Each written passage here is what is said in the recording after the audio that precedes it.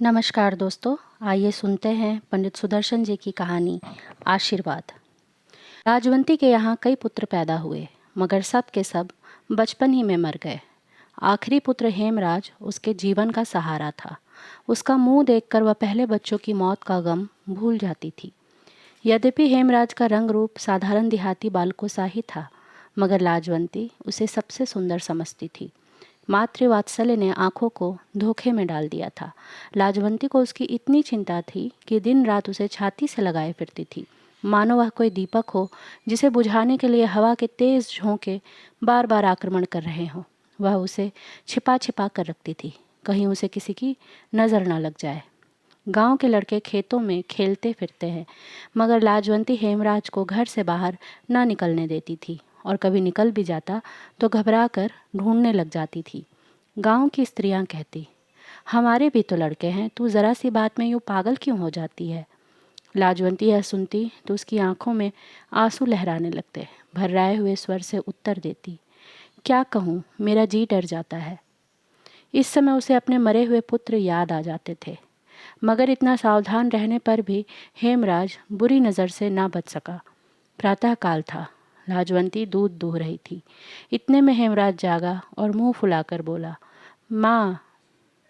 आवाज़ में उदासी थी। लाजवंती के हाथ से बर्तन गिर गया। दौड़ती हुई हेमराज के पास पहुंची और प्यार से उसके सिर पर हाथ फेरकर बोली, क्यों हेम, क्या है बेटा, घबराया हुआ क्यों है तू, इस तरह क्यों बोलता है तू। हेमराज रुक रुक कर बोला, सिर में दर्द होता है, बहुत दर्द होता है। बात साधारण थी, लेकिन लाजवंती का नारी हृदय कांप गया। यही ऋतु थी जब उसका पहला पुत्र मदन मरा था। वह भी इसी तरह बीमार हुआ था। लाजवंती को अपने पैरों के नीचे से धरती खिसकती सी मालूम होने लगी। जिस तरह विद्यार्थी एक बार फेल होकर दूसरी बार परीक्षा में बैठने से घबराता है, उसी प्रकार हेमराज के सिर दर्द से लाजवंती व्याकुल हो गई। गांव में दुर्गादास वैद्य अच्छे अनुभवी वैद्य थे। लोग उन्हें लुकमान समझते थे। सैकड़ों रोगी उनके हाथों से स्वस्थ होते थे। आसपास के गांवों में भी उनका बड़ा नाम था। लाजवंती उड़ती हुई उनके पास पहुंची। वैद्य जी बैठे हुए एक पुराना साप्ताहिक समाचार पत्र पढ़ रहे थे। लाजवंती को देखते ही उन्होंने पत्र हाथ से रख दिया और आंखों से ऐनक उतार कर बोले, क्यों बेटी, क्या बात है। लाजवंती ने चिंतित सी होकर उत्तर दिया, हेम बीमार है। वैद्य जी ने सहानुभूति के साथ पूछा, कब से। आज ही से, कहता है सर में दर्द है। बुखार तो नहीं है। मालूम तो नहीं होता, आप चलकर देख लेते तो अच्छा होता। वैद्य जी का मनोरथ सिद्ध हो गया। उन्होंने जल्दी से कपड़े बदले और लाजवंती के साथ हो लिए। जाकर देखा तो हेमराज बुखार से बेसुध पड़ा था। वैद्य जी ने नाड़ी देखी, माथे पर हाथ रखा और फिर कहा, चिंता की कोई बात नहीं, दवा देता हूँ, बुखार उतर जाएगा। लाजवंती के डूबे हुए हृदय को सहारा मिल गया। उसने दुपट्टे के आंचल से अठन्नी निकाली और वैद्य जी को भेंट कर दी। वैद्य जी ने मुंह से नहीं नहीं कहा, लेकिन हाथों ने मुंह का साथ ना दिया। उन्होंने पैसे ले लिए। कई दिन बीत गए, हेमराज का बुखार नहीं उतरा।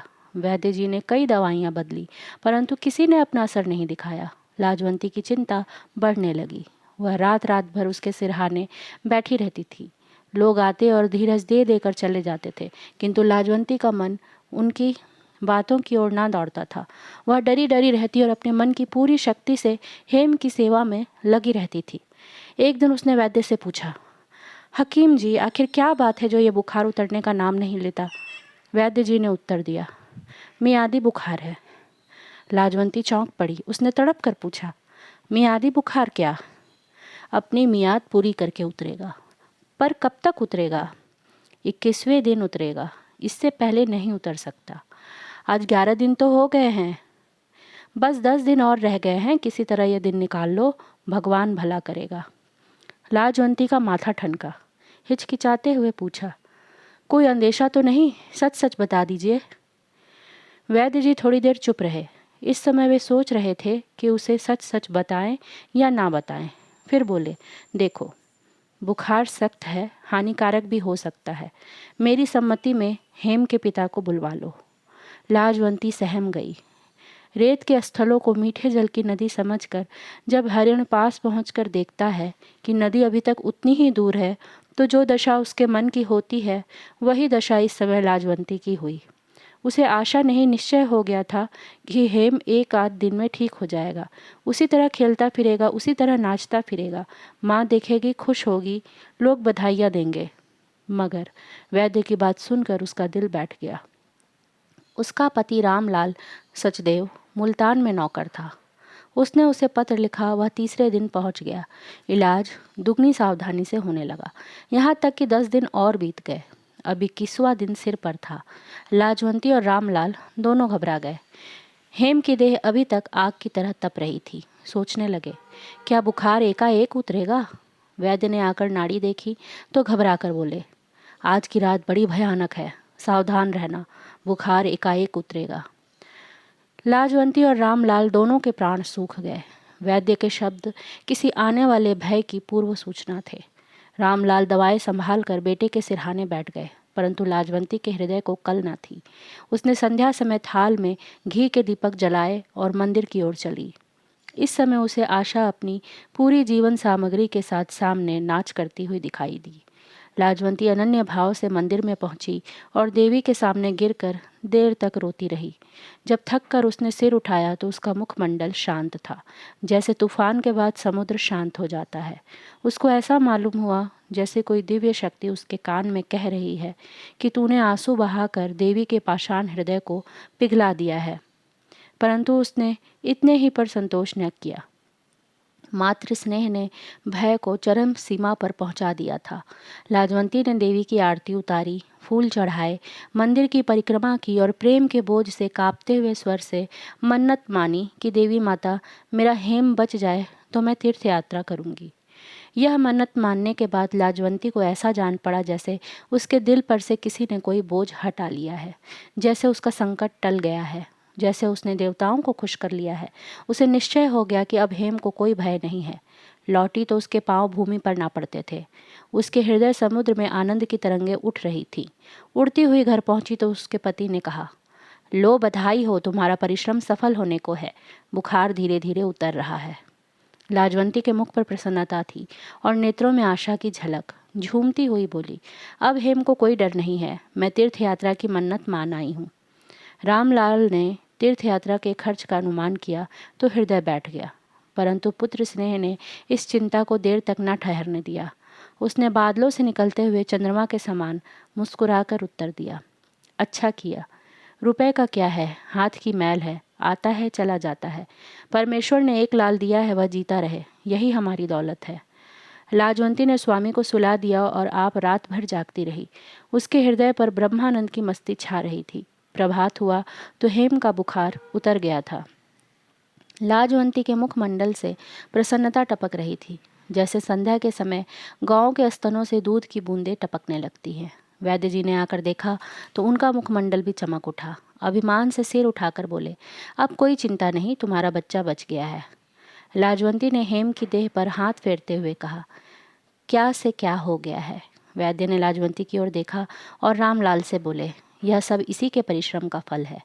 लाजवंती ने उत्तर दिया, देवी माता की कृपा है अथवा आपकी दवा के प्रभाव का फल है। मैंने क्या किया है जो मेरे परिश्रम का फल है? मैं तुम्हें दूसरी सावित्री समझता हूँ। उसने मरे हुए पति को जिलाया था, तुमने पुत्र को मृत्यु के मुंह से निकाला है। तुम यदि दिन रात एक ना कर देती तो हेम का बचना सर्वथा असंभव था।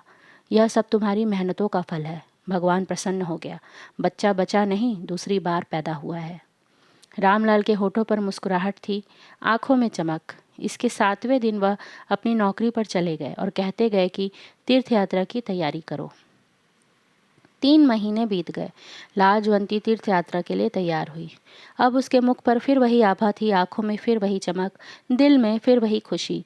हेम आंगन में इस प्रकार चहकता फिरता था जैसे फूलों पर बुलबुल चहकती है। लाजवंती उसे देखती तो फूली न समाती थी। तीर्थ यात्रा से पहले की रात को उसके आंगन में सारा गांव इकट्ठा हो रहा था। झांझे और करताले बज रही थी, ढोलक की थाप गूंज रही थी, स्त्रियां गाती थी, बजाती थी, शोर मचाती थी। दूसरी तरफ कहीं पूड़ियाँ बन रही थी, कहीं हलवा। उसकी सुगंध से दिमाग तर हुए जाते थे। लाजवंती इधर से उधर और इधर से इधर आ जा रही थी, मानो उसके यहाँ ब्याह हो। एक और निचिंते साधु सुल्फे के दम लगाकर गांव की हवा को शुद्ध कर रहे थे। उनकी ओर गांव के लोग इस तरह देखते थे जैसे किसान तहसीलदार की ओर देखते हैं। आंखों में श्रद्धा भाव के स्थान पर भय और आतंक की मात्रा कहीं अधिक थी। लाजवंती से कोई मैदा मांगता था, कोई घी, कोई कहता था हलवाई खंड के लिए चिल्ला रहा है, कोई पूछता था आमचूर का बर्तन कहाँ है। कोई और समय होता तो लाजवंती घबरा जाती, पर इस समय उसके मुख पर जरा घबराहट न थी। सोचती थी, कैसा सौभाग्य है जो यह दिन मिला, आज घबराहट कैसी। परंतु सारा गांव प्रसन्न हो यह बात न थी। वहीं स्त्रियों में बैठी हुई एक बूढ़ी स्त्री असीम दुख में डूबी हुई थी। वह लाजवंती की पड़ोसन हरो थी। अत्यंत दुख के कारण उसके कंठ से आवाज़ न निकलती थी। नगर होता तो वह इस उत्सव में कभी सम्मिलित न होती, मगर गांव की बात थी, न आती तो उंगलियां उठने लगती। आनंदमय हास परिहास के बीच में उसका मस्तिष्क दुख और शोक के कारण ऐसे खौल रहा था जैसे ठंडे समुद्र में गर्म जल का स्रोत उबल रहा हो। वह स्रोत बाकी समुद्र से कितना परे, कितना अलग होता है। इसी तरह रात के 4 बज गए। लोग खा पीकर आराम करने लगे।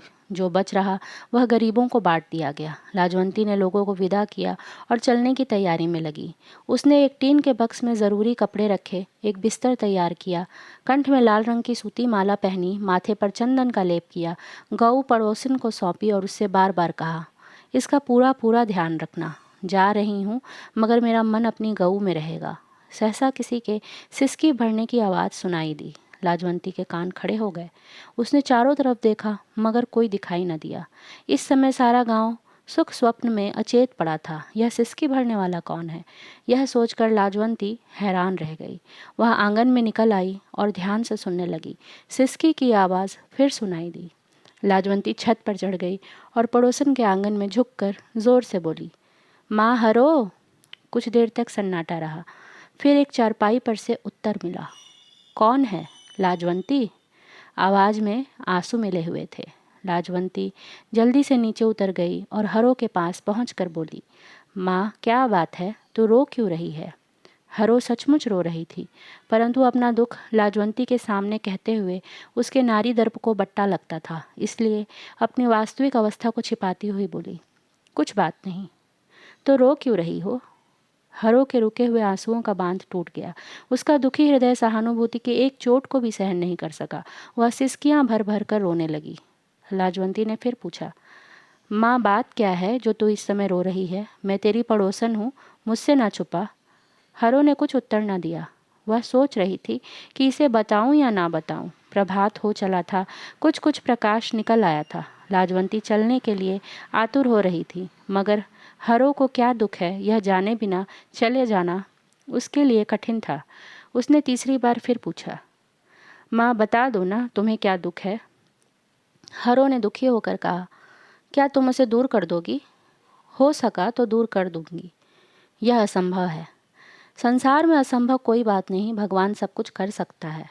हरो थोड़ी देर चुप रही, फिर धीरे से बोली, बेटी का दुख खा रहा है, रात रात भर रोती रहती हूँ, जाने यह नाव कैसे पार लगेगी। यह क्यों? उसके ब्याह का खर्च तो तुम्हारे जेठ ने देना मंजूर कर लिया है। ऐसे भाग होते तो रोना काहे का था? लाजवंती ने अकुलाकर पूछा, तो क्या यह झूठ है? बिल्कुल झूठ भी नहीं। उसने 200 रुपये के गहने बनवा दिए हैं, मगर मिठाई आदि का प्रबंध नहीं किया। अब चिंता यह है कि बारात आएगी तो उसके सामने क्या धरूंगी। बाराती मिठाई मांगेंगे, पूरियाँ मांगेंगे, हलवा मांगेंगे, यहाँ सूखे सत्तू खिलाने की भी हिम्मत नहीं। यही सोच सोच कर सूखती जाती हूँ। लाजवंती ने कुछ सोच कर उत्तर दिया, क्या गांव के लोग एक निर्धन ब्राह्मणी की कन्या का ब्याह नहीं कर सकते? और यह उनकी दया न होगी, धर्म होगा। हरो की आंखें भर आई।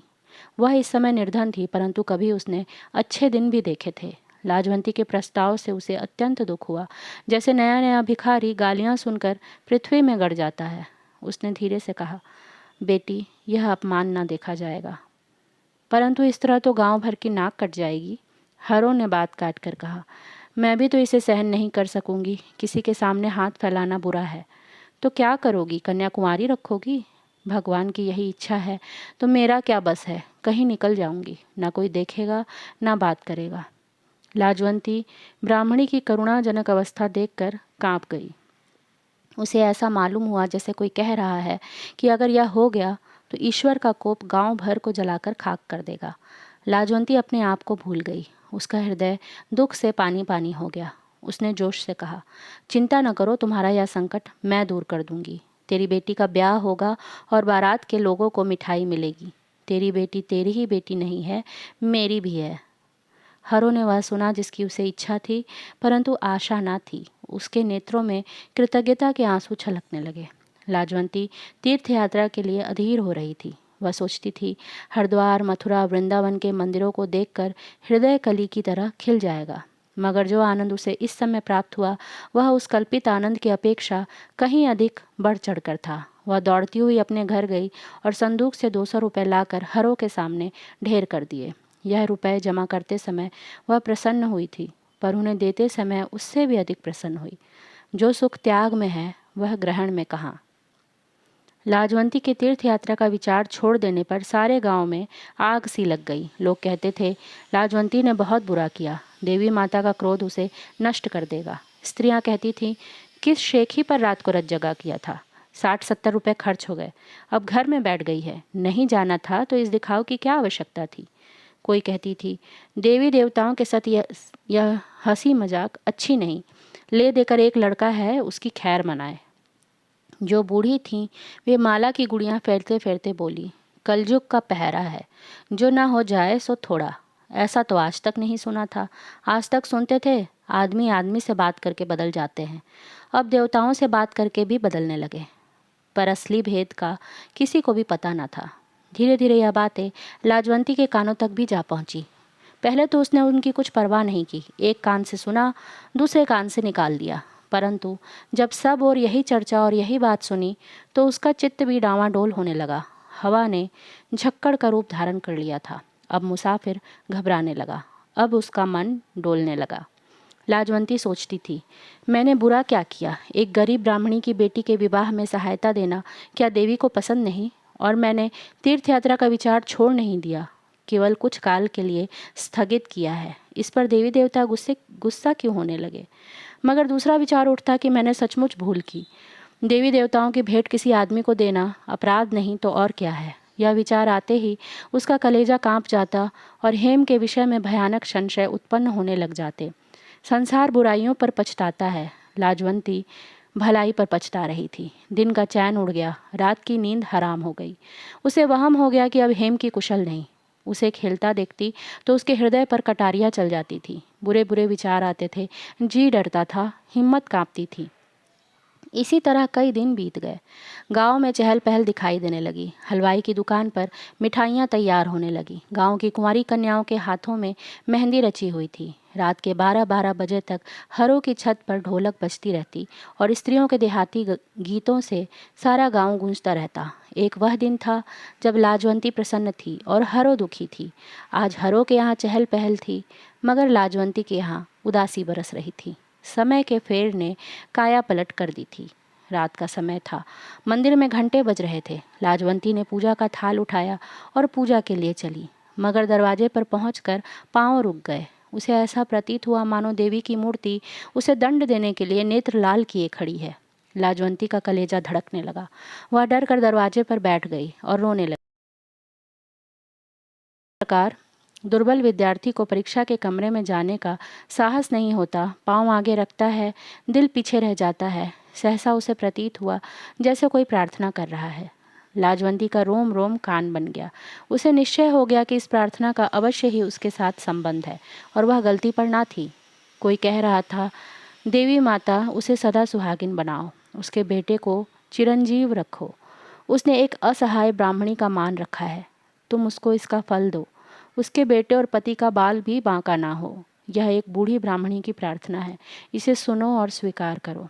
जिस तरह उसने मेरा कलेजा ठंडा किया है, उसी तरह उसका भी कलेजा ठंडा रखो। यह ब्राह्मणी हरो थी। लाजवंती के रोम रोम में हर्ष की लहर दौड़ गई। उसके सारे संदेह धुएं के बादलों की तरह तितर बितर हो गए। वह रोते हुए आगे बढ़ी और बूढ़ी ब्राह्मणी के पैरों से लिपट गई। रात को स्वप्न में वह फिर देवी सम्मुख थी। एकाएक देवी की मूर्ति ने अपने सिंहासन से नीचे उतरकर लाजवंती को गले से लगा लिया और कहा, तूने एक गरीब की सेवा की है, गोया मेरी सेवा की है। मैं तुझसे खुश हूँ, तेरे काम से खुश हूँ। लोग तीर्थ यात्रा करते हैं, तूने महातीर्थ यात्रा की है। सेवा तीर्थ यात्रा से बढ़कर है। लाजवंती की आंख खुल गई। इस समय उसे ऐसी प्रसन्नता प्राप्त हुई जैसी आज तक कभी ना हुई थी। आज उसने पूजा का रहस्य पा लिया था। यह कहानी यहीं समाप्त हुई। कहानी सुनने के लिए धन्यवाद।